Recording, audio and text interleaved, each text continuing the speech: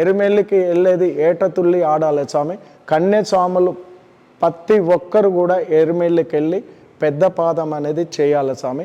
భగవంతుడు అయ్యప్ప స్వామి వాళ్ళ పంబల రాజ కుటుంబం నుంచి వచ్చి ధర్మ నీతి నియమాలు అన్నీ చెప్పుకుంటూనే వెళ్ళిన దారి స్వామి. ఎరుమెల్లికి వెళ్ళి ఆ ధర్మశాస్త్రం చూడాలి. వావర్ స్వామి తప్పకుండా చూడాలి స్వామి. మన స్వాములు ఎవరో ఏంటో వావర్ స్వామి అని ఏదో యూట్యూబ్లో దాంట్లో పెడుతురు స్వామి. అది అంత తప్పు, డూబు. అది వావర్ స్వామిని మనము మన అయ్యప్ప స్వామి కాళ్ళు కిందనే ఉంటా అని చెప్పిండు స్వామి.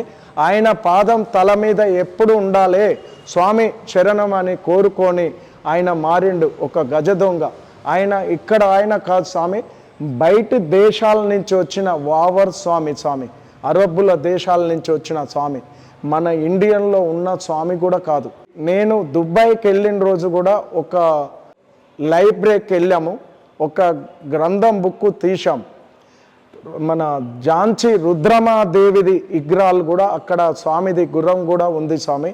ఆమెను చూసి కూడా రాజ నియమాలు ఎలా ఉండాలన్నది ఇతర దేశాల్లో చాలామంది చూసుకుంటారు.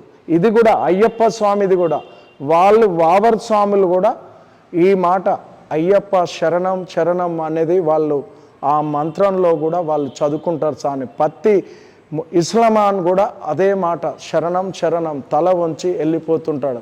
నమాజ్ చేసినాక మోకాల మీద నిలబడి మొక్కేకంతే ఎవరంటే శివునికి స్వామి. వావర్ స్వామికి మసీదుకి ఎందుకు వెళ్ళాలని చాలామంది క్వశ్చన్లు వేస్తారు.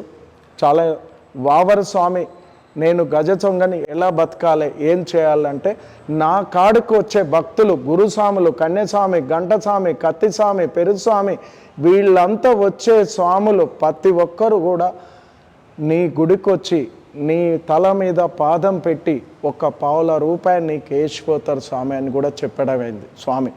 అప్పటి నుంచి ఇప్పటి వరకు కూడా అయ్యే ధర్మాలు ధర్మనీతులు ఉన్నాయి స్వామి.